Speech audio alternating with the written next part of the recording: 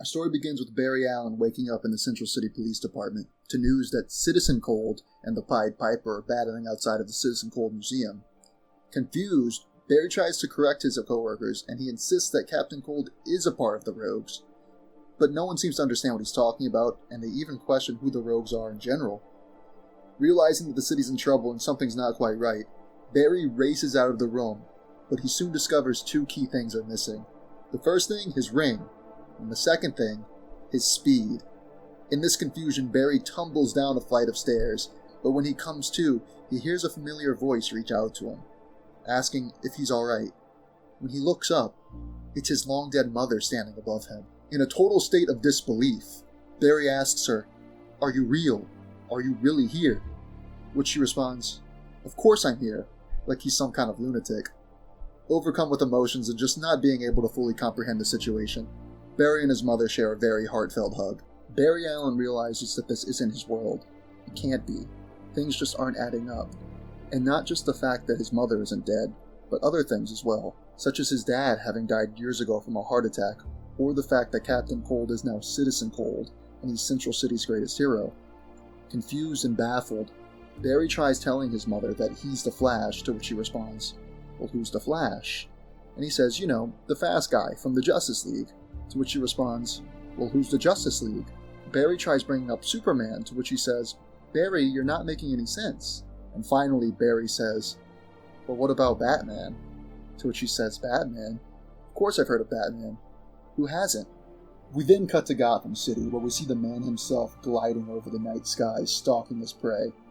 We then see him mumble, "I see you," as he dives down onto the criminal known as Yo-Yo. She's one of Joker's henchmen, and she's basically the equivalent of Harley Quinn in this world. Batman catches her and tackles her to the ground while demanding to know where the Joker is. Yo-Yo tells Batman that it doesn't matter if she tells him where the Joker is, because the hostages that she took are probably already dead. Batman glares at her and tells her, "Then so are you," to which he hurls the villain off the rooftop of the building that they're on. Right before she smashes into the pavement, however, Cyborg swoops down and saves her. Cyborg flies up to the top of the building to confront Batman, but before he can even say anything, Batman says, "You should have let her hit the ground." But instead of confronting Batman, Cyborg instead asks for Batman's help and proceeds to call in a whole bunch of the world's heroes via hologram. Moving back to Barry and his mother, Barry tells his mom that he needs to speak with Iris, and of course, his mom has absolutely no clue who that is. So Barry goes off to search for her. He starts asking around, seeing if anyone knows where Iris Allen is, to which no one knows who that is. But someone says, "Oh, do you mean Iris West?" But then he hears her, and when he finally finds her, it turns out that she's with another man. Finally having enough of all this and wanting answers, Barry asks his mom if he can borrow her car, and he goes to find some.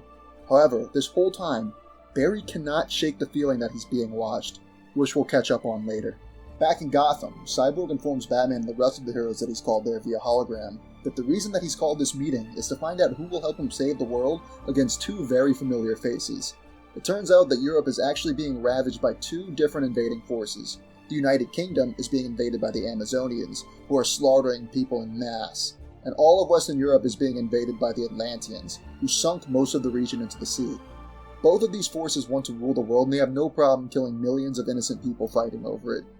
Most of the heroes present, such as the Enchantress, the Sandman, and Shazam, who is actually named Captain Thunder and is an amalgamation of all the kids from the Shazam family, agree to help Cyborg, but it seems that most of them only agree to fight because they believe that the Batman is also going to lead them into battle.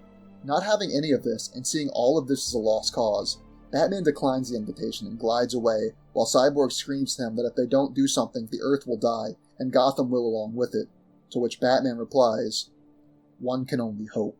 With Batman now out of the picture, all of the other heroes drop out as well, because if Batman says it's impossible, then it is. We then cut back to Barry, who is making his way to Gotham City, but for the first time in a long time, the fastest man alive is stuck waiting in traffic. Nonetheless, when he finally arrives at Wayne Manor, Barry finds it seemingly abandoned and Alfredless. All of the furniture is covered up, and the walls are falling apart. Nothing like the well-maintained manor he's used to. The one thing that is still there, however, is a secret passage to the Batcave. Barry explores the relatively smaller cave to find nothing but some gadgets, a picture of Bruce and his parents, as well as the gun that was used to kill Thomas and Martha Wayne. Just as Barry gets the feeling that something's wrong, Batman appears behind him. Batman then throws Barry into the wall, demanding to know who he is, and just before Batman punches him, Barry says, "Bruce, wait!" This seems to stop Batman in his tracks.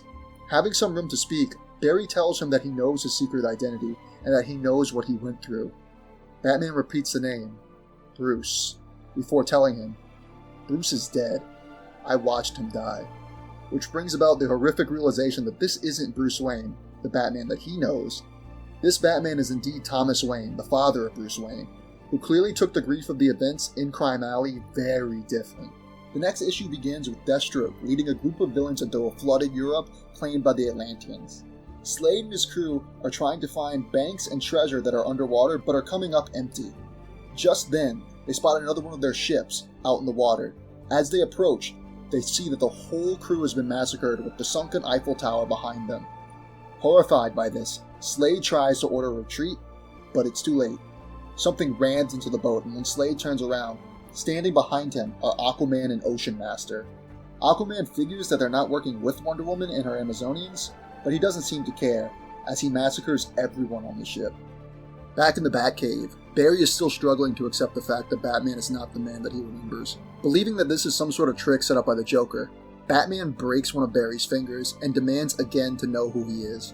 Barry pleads with Thomas, telling him that he is indeed the fastest man alive, to which Batman just punches him in the face and says, "Well, you weren't fast enough to avoid that." Just as Barry starts to figure out that this can't be his home, and just as Batman gets ready to finish the job, Barry gets struck with the memories of this Earth. He then realizes that this isn't an alternate reality or a parallel universe. It's his home. Someone changed the timeline.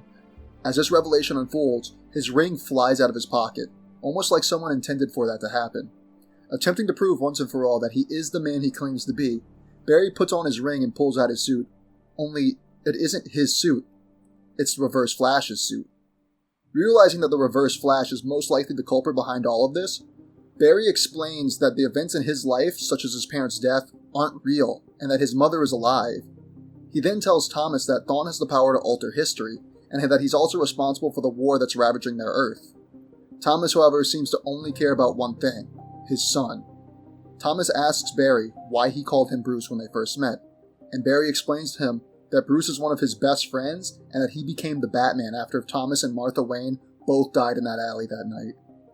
Thomas asks if they stopped the Reverse Flash, would they be able to go back and alter history so that Bruce lived instead of himself? Barry says the only way to find out is to get his speed back. Meanwhile in London, which has been renamed to the New Mascara, Steve Trevor is fighting against the Amazonians in an attempt to escape. While trying to retreat further, he runs into the Lasso of Truth, a trap set by a perched Wonder Woman. Diana uses the lasso to make Steve tell her what he's doing in London, and while he resists the lasso for a moment, Diana tightens her grip and forces him to tell her the truth. He tells her that he was sent by the government to find Lois Lane, and tells her that Lois has been secretly among the Amazonians for months gathering information on them. Realizing that the outside world is getting ready to move against them, Diana demands that they bring her Lois Lane as she looms over Steve. We cut back to Gotham City as a thunderstorm looms above. Barry is setting up a chair equipped with a number of different chemicals in an attempt to recreate the events that gave him his powers. With Batman sure that this is nothing but suicide, he tells Barry, "They say lightning never strikes the same place twice." To which Barry responds, "They say a lot of things." With the chair all set up, Batman reluctantly pulls the switch, and after a short moment, Barry is struck by lightning and covered in chemicals. But the project doesn't work, and it leaves Barry mortally wounded and burned to a crisp. The next issue begins in Detroit, where we see the President speaking to Cyborg about the ongoing struggle in Europe. Cyborg pleads for more time to recruit a team to step in, but the President says that after the death of Steve Trevor, America will have to step in and take over. He also mentions that there's a traitor amongst the heroes, as the resistance in Europe never found out about Steve. Cyborg leaves his base as the President thanks him for his service, but he tells him he's relieved from his duty. As he leaves, Element Woman phases in through the vents, almost as if she's up to something. Back in the Batcave now, we see Barry patched up beyond recognition after his experiment failed. As Batman tries his best to ease Barry's pain, Barry insists that they need to try again. Barry tells him that he's lucky to be alive and that he just needs to rest. But then Barry says, "I can't forget." Barry then reveals that his memories are slowly being overwritten by the memories of the timeline, and that if they don't act soon, Barry won't even remember that anything is wrong with the timeline. He reveals that Thawne made him forget about the life he had before Thawne went back in time and killed Barry's wife and mother. He also states that he'll forget Bruce and that Thomas needs to help him back on the roof so that they can try again. Fearful that he'll lose the chance to save his son, Batman helps Barry to the roof, and before they can reset the experiment, Barry is struck by lightning again. The blast sends the two of them into the air, with Thomas falling and about to land on a gate. Just moments before Thomas is about to be impaled, Barry's eyes flash, and in a second, he zooms down and saves Batman. Batman is shocked by this. Barry just looks at him and says, "Told you." Back in London again, we see Lois Lane traversing the collapsed subway in an attempt to escape from the Amazonians. While Lois is talking into a recorder, she reveals that the Amazonians captured an Atlantean soldier and forced him to talk. We find out that Aquaman is planning an all-out attack on the Amazonians tomorrow, and that tomorrow is the end, the final battle. Just then a loud crash is heard, and a giant figure appears crashing through the wall behind Lois. Just as she turns to retreat, it turns out that this is the Resistance, led by Grifter, and the towering figure is actually the demon Etrigan. As the page ends, Grifter welcomes Lois into the Resistance. Back in the Batcave, Thomas is astounded to see that Barry is healing and that his burns are almost completely gone. However, Thomas is still not entirely convinced that Barry really is who he claims to be. Barry insists, though, that all of this has to count for something. So in retort, Thomas throws the Reverse Flash suit to Barry, saying that he needs a suit and he's not going to borrow one of his. Barry's not going to wear that, so in a second, he makes himself a brand new suit with all the chemicals left in the Batcave. They move upstairs to find out where Earth's greatest heroes are, but the only computer that Batman has is the oldest computer known to man. While they're waiting for that thing to boot up, Batman asks that if he has the same powers as Thawne, why can't he alter reality? Barry explains that the negative Speed Force that Thawne created gives him a different set of abilities than the normal Speed Force gave Barry. Reverse Flash has abilities such as age manipulation and deteriorating items that he touches. However, Barry says that he can indeed travel through time, which causes Thomas to do a patented Batman groan. Thomas thinks that Barry is holding himself back, but Barry insists that messing with time is dangerous and it shouldn't be done. Then after that, they shift their sights on trying to reassemble the Justice League. However, this universe is too different than the one that he's used to. In this timeline, Hal Jordan never became the Green Lantern. He's still a test pilot, fearing he would just endanger his best friend. He shifts his sights on trying to find Superman.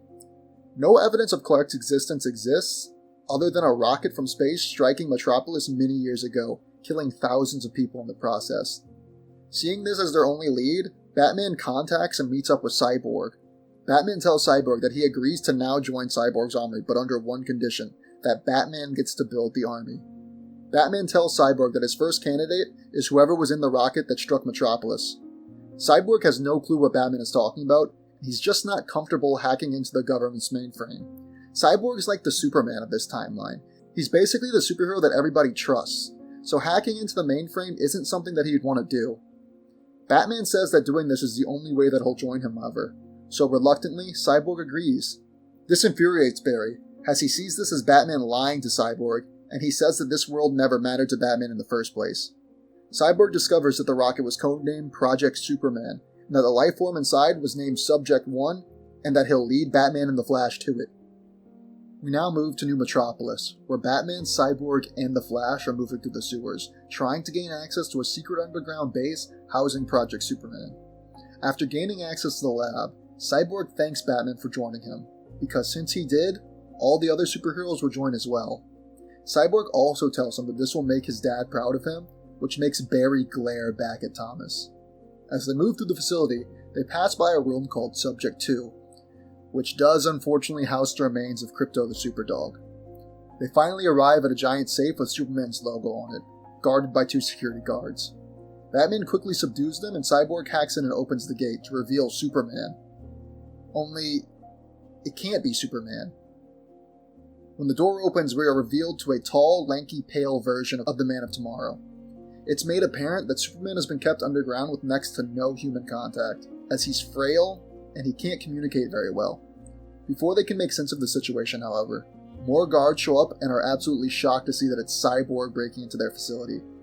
While Superman is cowering in the corner, Barry talks to him and tells him that they're not going to hurt him and that they're his friends. Superman agrees to leave with them, and a short time later they break out into the open where the sun is brightly shining. Superman is entranced by the sun and instantly starts reacting to it. He begins to fly away, but hears one of the guards give the order to kill Cyborg and the others. Superman turns around and lasers the arm of one of the guards, but is taken aback by what he's done.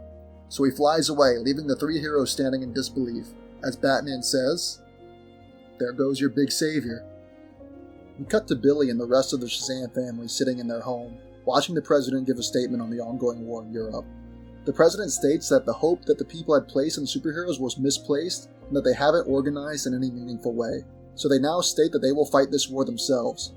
Billy and his family recall that they shouldn't get involved because last time they faced Wonder Woman, they almost died. We then cut to Coast City, where Hal Jordan is getting ready to fly his plane and drop a bomb called the Green Arrow, made by Queen Industries, onto Europe. Hal admits that he's scared, but they have to do this or else the world will end. Back in Metropolis again, Batman, Cyborg, and the Flash are still fighting off the guards after escaping the secret lab, when all of a sudden the guards start getting taken out by different forms of elements. Element Woman shows up and takes out the remaining guards. Cautious about why she showed up out of nowhere, Batman questions her, to which she responds that she's been following Cyborg around secretly because she couldn't understand why the heroes wouldn't want to stand up to the bad guys. As the Flash is explaining to Batman that they might have to recruit anyone, since now Superman flew off, he screams in agony as more of his memories start to be overwritten. Realizing that Barry doesn't have much time left, Batman gives him an antiepileptic to help slow the activity in his brain while telling him, "Don't forget my son. Don't forget Bruce." Back at the Shazam house, the family bickers over whether they should watch American Idol or they should go fight Wonder Woman. Billy brings up that the wizard taught them that family's about bond, not blood, and that if they don't stop Aquaman and Wonder Woman, they won't ever get to have little things that families do again, like pizza night. Just as he finishes saying that, however, Batman kicks down their door to ask for help. Batman knows that Billy once helped the Sandman regain his memories with magic, so he should be able to help Barry as well. As Billy taps into Barry's mind, he's struck with the memories of what the Shazam family was like in Barry's timeline. Just as Barry is about to tell everyone his story, the news states that invisible jets destroyed the fighter jets that America sent to Europe, and Hal Jordan was killed. Shaken up by this, Barry grabs Batman and brings him to the kitchen in an attempt to get him to fight, because if they don't succeed at stopping Thawne, then the world that they're in is the one that they're stuck with. Batman refuses, stating that they either restore the world to the way it was, or they let it burn. Cyborg and the others come into the kitchen after hearing the commotion, and Barry asks if Cyborg can send a message out to all the heroes and ask for help. Cyborg says it's pointless, however, without Batman, because everyone sees him as an urban legend and not just a guy in a costume. Billy then interjects and says that he'll go with the Flash, because he refuses to sit by and watch the world destroys itself, even if it's just the two of them that go. After Element Woman agrees to go as well, the group begins to leave as Batman stays behind. Before they go, Barry turns back to Thomas and says, "Bruce would have come," to which Batman agrees to go and tells Cyborg to tell the others to meet them there and that they're taking his plane. The next issue begins with Barry and the others flying into the new Mascara while telling the other heroes over the radio that the way is clear and that they need to hurry. Enchantress tells them that her group called out and that she needs another team, so she phases into their plane to join them. Meanwhile on the ground, the two armies are locked in battle, with Aquaman and Wonder Woman dueling in the middle. It's revealed that Wonder Woman killed Aquaman's wife Mara and is wearing her helmet as a trophy. We also find out that Aquaman and Wonder Woman had an affair, which is why Mara wanted to assassinate Wonder Woman in the first place. Just then, the word Shazam ring throughout the battlefield as all the kids come together to form Captain Thunder. Right behind him are the rest of the heroes. Shazam immediately tackles Wonder Woman, as they have unfinished business to attend to, while Cyborg focuses on finding the weapon Aquaman intends to use to level the island, and the Flash tries to reason with Aquaman. While Shazam is fighting Wonder Woman, Enchantress casts a spell on him, causing all the kids to separate, revealing that Enchantress was the traitor the whole time. Before they can get their bearings back and fuse again, Wonder Woman stabs Billy in the back, killing him. All the heroes are shocked. He was just a kid, and Wonder Woman mercilessly killed him. While Barry is mourning the death of Billy, someone appears right in front of him. It's the Reverse Flash. He finally appears and shames Barry for what he's done. Barry almost can't believe it's him, but Thawne reassures him that it's him in this world, a world being torn apart by Barry's friends. Angered by this statement, Barry stands up and declares Thawne tell him what he did to this world. But that's when the truth is revealed. Thawne didn't do anything. This whole world was the creation of Barry Allen. Thawne then reset Barry's internal vibrations to make him remember what he did. It turns out that after Barry found out Thawne was responsible for his mother's death, Barry ran back in time to stop Thawne from doing it. But in the process, he messed up the lives of everyone around him. He traded the lives of his friends for his mother's life. Upon hearing this, all of Barry's memories of this come back to him. Right before Thawne is about to finish Barry, Batman throws a bomb overhead, knocking Thawne away from Barry. Barry admits to Batman that this whole world is his creation, and Batman accepts that, and he tells Barry that they still can fix it then. But Thawne comes back and beats Batman to a pulp. Thawne then reveals to Barry that he never killed him because he needed him. He needed Barry to live a long enough life for the Speed Force to still be accessible in the 25th century. However, when Barry stopped Thawne from killing his mother, he turned Thawne into a living paradox, a being that exists outside of time itself. So now, no matter what happens to Barry, Thawne will still exist. Thawne then beats Barry to a pulp, but as he's standing still gloating over Barry, a sword pierces Thawne from behind. Batman had gotten up and stabbed Thawne in the back. As Thawne is dying, Batman says, "Doctor's advice. When you're in the middle of a war, don't stand still." After Barry gets up to his feet, Cyborg, Element Woman, and the remaining Shazam family show up. Being vastly outnumbered now, their main goal is to get the kids to safety, but they're now being attacked by the Atlantean army. Just as the army is getting ready to charge the heroes, Grifter and the Resistance show up to help. Unfortunately, Grifter is killed moments later by the Enchantress, and just as all hope is lost, the sky cracks open above them. Flash looks up, smiles, and says, "I knew it." Superman plummets from the sky and lands on Enchantress, instantly killing her. He then looks up at Aquaman and Wonder Woman and simply says, "No more." He charges the both of them.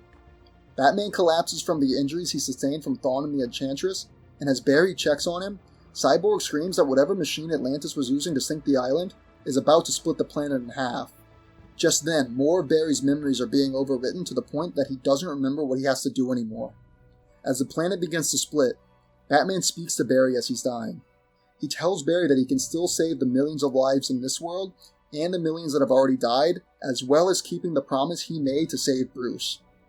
Barry asks Thomas how he can leave all of them behind, and Thomas tells him the reason why he was okay with erasing this world is because he knew that a better one will replace it. In his dying breath, though, Thomas tells Barry, "But I am sorry. I'm sorry about your mother."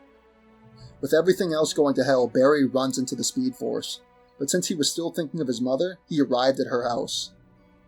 Barry then explains to her that everything going on is his fault and that he wants to find a way to fix it while still keeping her alive.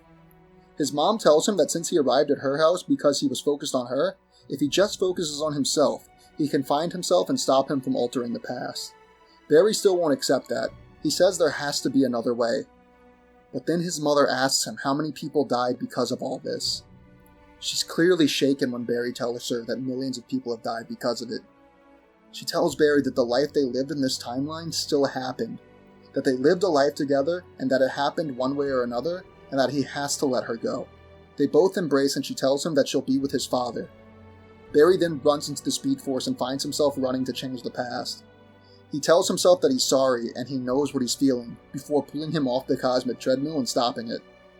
As Barry tries to make it back to the time stream, he sees 3 different timelines.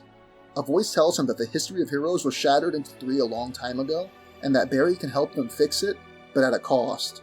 Just as Barry is trying to figure out what the voice was trying to tell him, he wakes up at the Central City Police Department. Barry realizes that he made it back into the time stream, and he runs to the Batcave where he sees Batman working on gadgets. He asks if it's Bruce, to what Batman responds, "Of course it is. What's wrong, Barry? What's happened?" Barry then explains everything that happened to Bruce and tells him that everything is back to normal now as far as he can tell. Bruce tells him not to beat himself up about it, because Bruce says that if he had that power, he would have done the same thing. Barry tells him though that he still has memories from that world. He still remembers the life him and his mother had and the other events that transpired. Bruce suggests that it's in some way a gift to make it all a little easier. Barry also tells him that there was another person he met in that world that he couldn't have fixed this without. Barry then hands Bruce a letter that Thomas had given to him as he was dying. Bruce takes off his cowl and reads it, and it's one of the first scenes that I can remember seeing Batman cry. And when Batman cries, we all cry. Bruce then tells Barry thank you, and that he's one hell of a messenger. Barry simply tells him you're welcome, and then the story comes to a close. Hey guys, that's a wrap on our deep dive into the Flashpoint comic book. Like I said, I still do believe that this is probably one of the most important comic book stories ever told, mainly because it leads into things like the New 52. And when the New 52 started, that's when I was just really getting into comic books. Of course, I was still like a really heavy Marvel kid at that point, but nonetheless, it still kickstarted into my comic book days when I started getting into comic books. But of course, like once again, I was a heavy Marvel kid, like Red Hulk, Deadpool. Those were my first comics that I can remember actually reading and fully enjoying. But yeah, going back and reading this as an adult, it's very emotional. Like, I don't get emotional much reading comic books, but dude, this one tore me up, man. Especially those last few panels with Barry and his mom, and